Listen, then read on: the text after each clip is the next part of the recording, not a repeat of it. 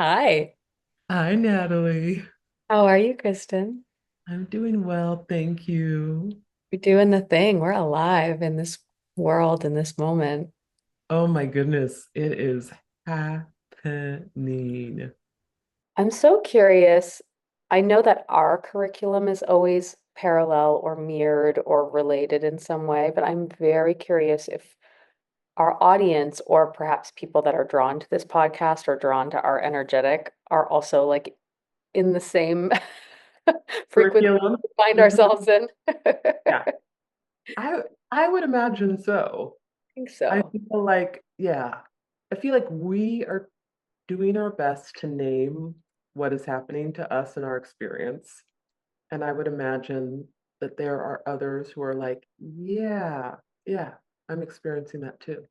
Yeah. And if not, feel free to go to another podcast. This one might not be for you. But if you are experiencing some of these same symptoms, please let us know because we are very curious about what we're moving through. Yeah, and it actually does feel that the community share of it feels important and integral Right, to how it wants to move and evolve. exactly. So Natalie and I was having a very interesting morning. I was in LA. I was on the way to the airport, and I was having so much come up inside of me, so many feelings, so intense. And I had been working with the same curriculum for, I feel like about a month now. But this one morning, whoo, was it? It felt like my body was getting like barbecued inside by the intensity. And it was one of those days where I was like, help me out, help me out. And I had been listening to podcasts like on my way to the airport where I'm like looking for the thing that's going to hit the spot. And then we started texting, and I was like, oh, yes, yep, yes. Um, so, Miss Natalie, Ugh. do you want to talk what That's was the coming feeling. up for you? Feeling in my body is ugh. So, interestingly enough, completely separate curriculum. But if I can name it, my curriculum looks like coming full in full recognition, in full impact, in full understanding, like seeing with all of myself, really seeing my abandonment wounds. Mm, And not in a way of it shows up in this romantic relationship or it show like seeing how it is the water that I've been swimming in. And it's been so in everything that I of course knew like, oh yeah, there's that stuff. I remember being a kid who, when my parents would leave to go on date night, sitting by the window and feeling scared they wouldn't come back. I remember that. And not for any dramatic purpose. I just remember having that feeling in my body. And I've known through my life that there has been a presencing of death. As a kid who spent lots of time in hospitals, I had a presencing of death at a really young age. I also had imprinted at an early age. I think my first seizure was around 2. And the story that I got told about that event, because the story you get told and the story you experience kind of intermingle, right? Was that like if my mom hadn't have been there, I would have died. And so that sentence, that idea got planted right away, as in, oh, first of all, death seems like a really bad thing that we need to avoid. And I was really close to it. Whether I was or not, that was the story. So there was this idea that death being sort of the representation of the ultimate end and how it got linked into I cannot be abandoned. Because if I get abandoned, I will die. And so all having in my head and in my brain and seeing how I would quickly go from one relationship to the next and not give a lot of lag time in between. I could see how I would overly attach or I would people please, or I could see all that stuff. I could see it. But all of a sudden, for some reason, whether it's because our world in its own way is going through a death, whether it's because we are collectively in a moment of facing some of this stuff that we've carried around, all of a sudden I had to witness how much this has run the show and how the Natalie show couldn't go on another minute in this way. And everything in my identity was going to have to go. And I'm like, Kristin, I don't want to do this. I don't want to sign up for this. I don't want to do this. I don't know what it means. And the feeling in my body is I am dying and I can't get out of it. And I can't make myself feel better and I can't distract myself. And it hurts so bad. And it's a panic and a terror that I don't know how to be with. And we're just texting about this. Yeah. And at the same time, I was having the same thing. I was having a panic and a terror that was so alive in my body that all the tools that I have were like, I was like meditating, okay, but still here, okay, present, okay. I'm like doing the 5, 4, 3, 2, 1, five things you can see, doing all that, still here. So I am using all the tools I know. Let's just breathe as we walk. Let's do some box breathing, like everything. And I was like, wow, wow, what is how big this feeling is. And I can't even name the specific thing that it is afraid of.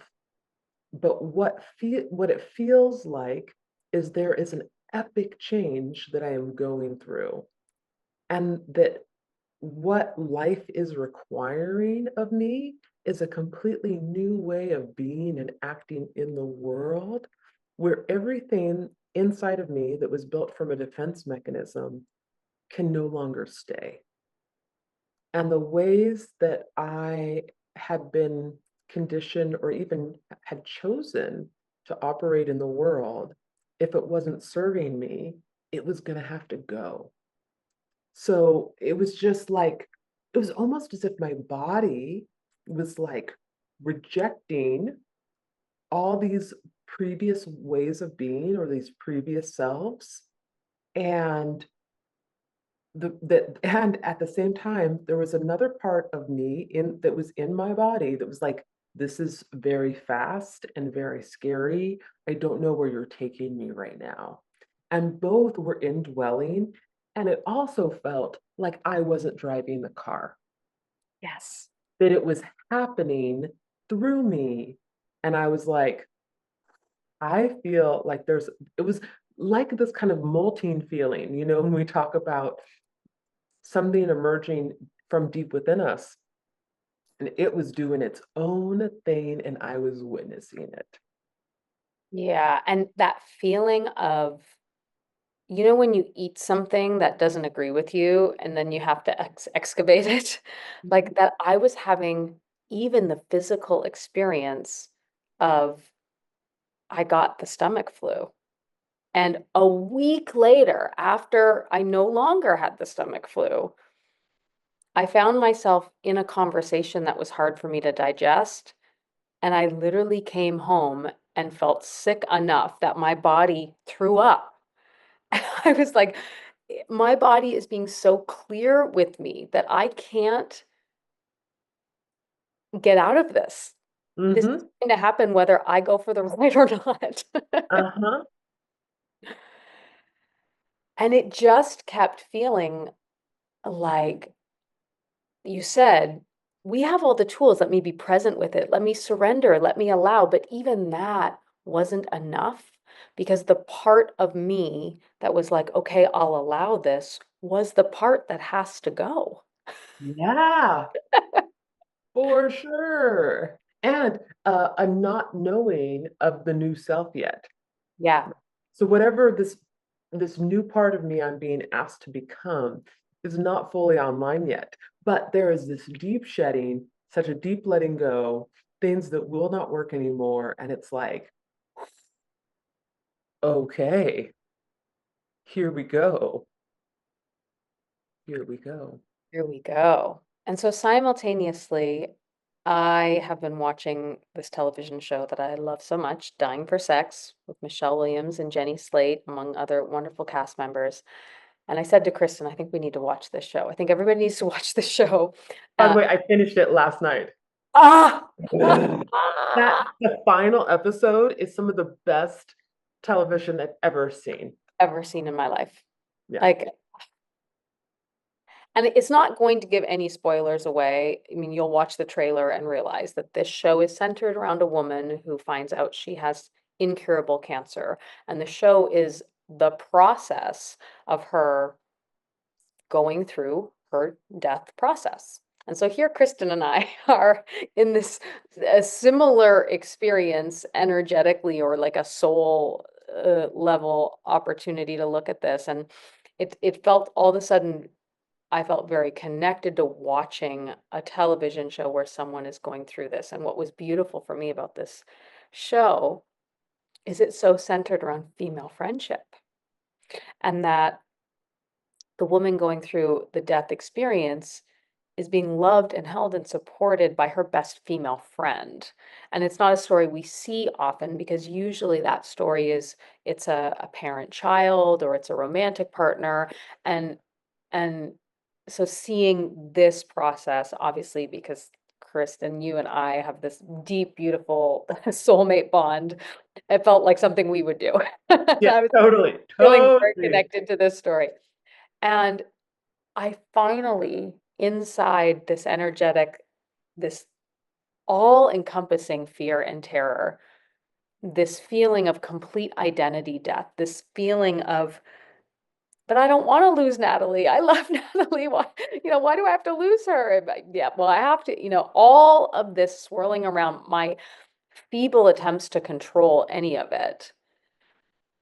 There was this one moment on the show, and this is not exactly how the moment went. This is just what I felt to be true in this moment. So if you watch the show, you're like, I don't think that's what happened, Natalie. It's like, probably not, but that's what happened in me as I was watching it, right?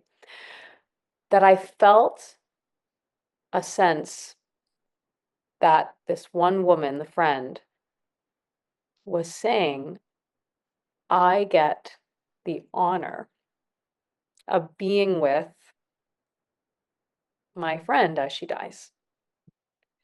And something about my experiencing of that being her experience broke open a floodgate in me that you can see is still very alive and open.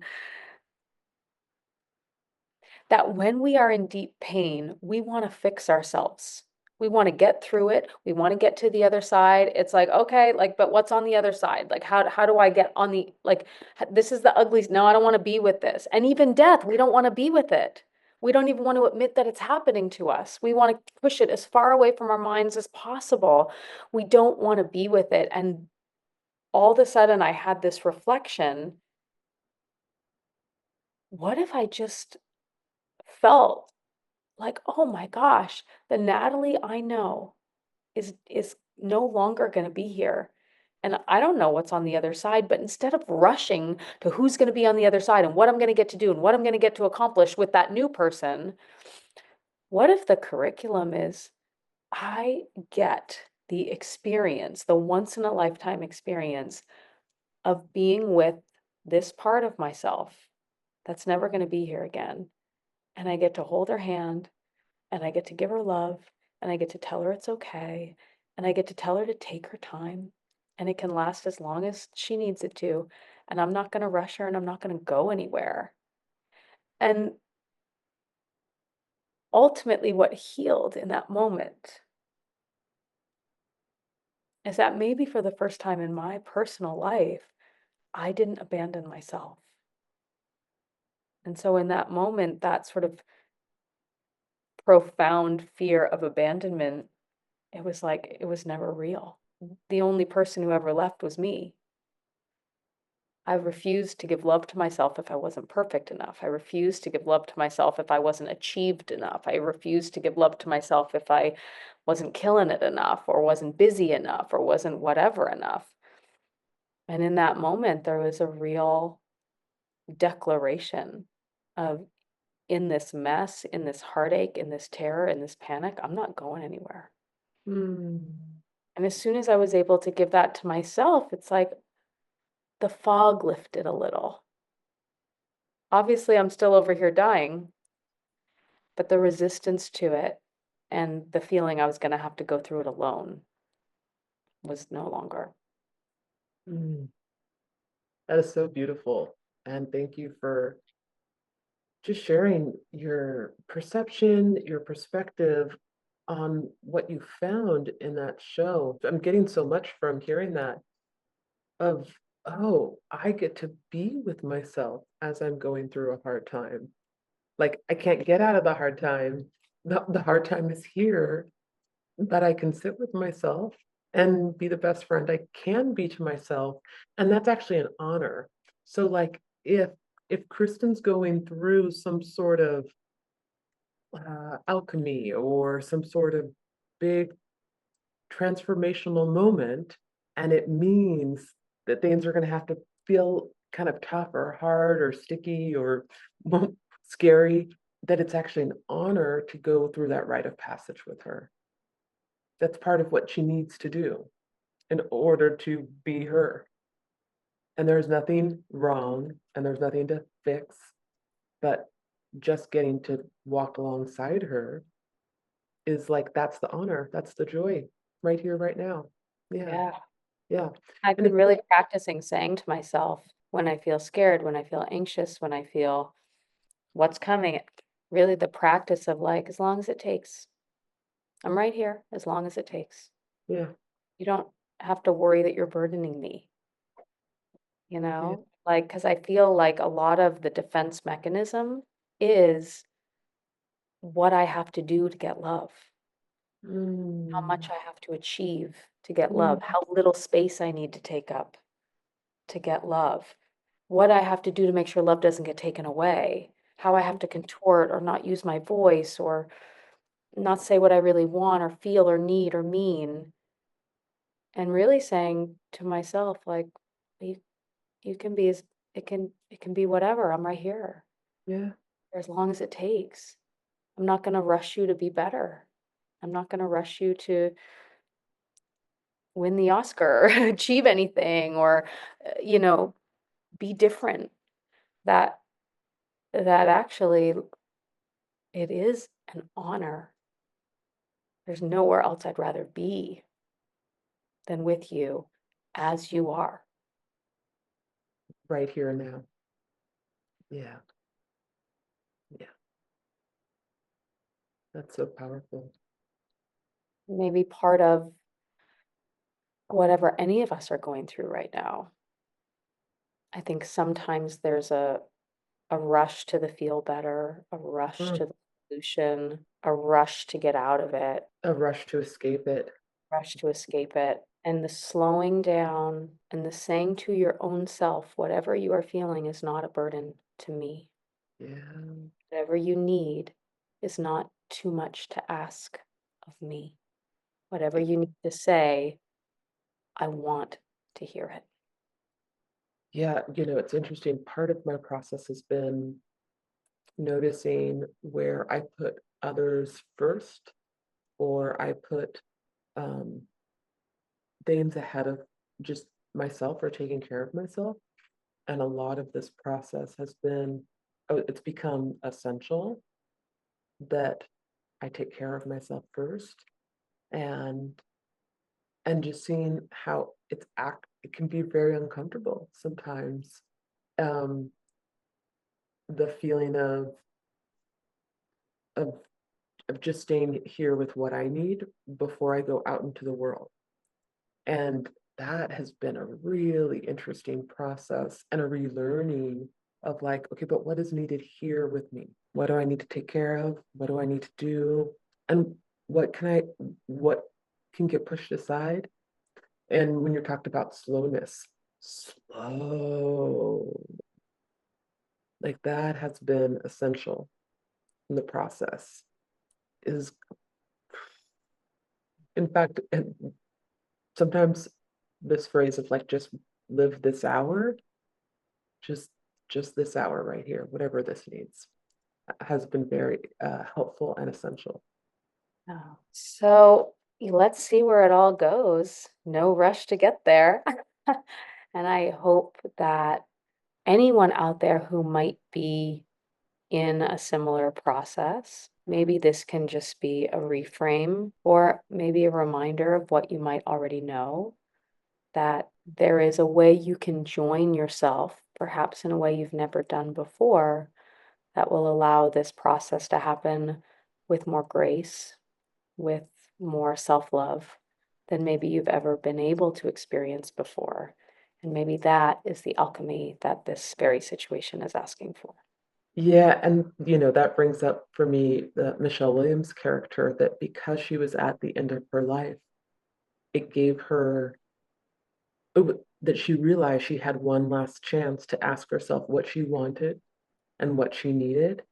And by giving herself what she wanted and needed, even if it seemed strange to other people, even if it upset her life, even if it turned over the apple cart and like no one understood it, it led her on her individual path to her healing so that she could really take care of the little one inside of her, and how essential that was for her. And it was because of what was going on inside.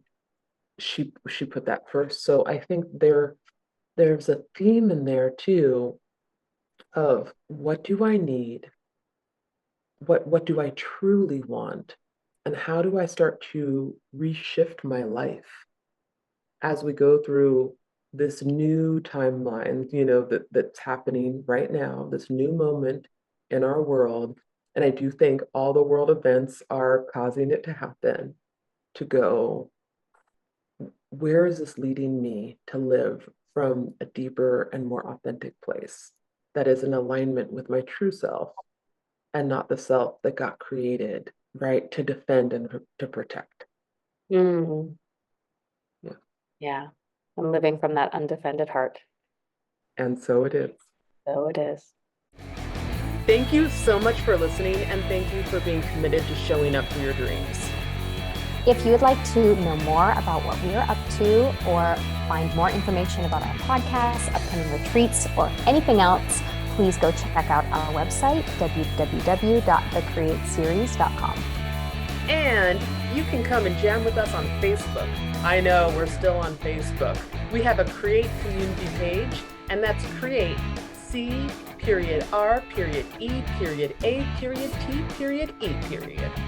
And if you want to check us out on Instagram, you can find me, Natalie, at Miss Natalie Roy.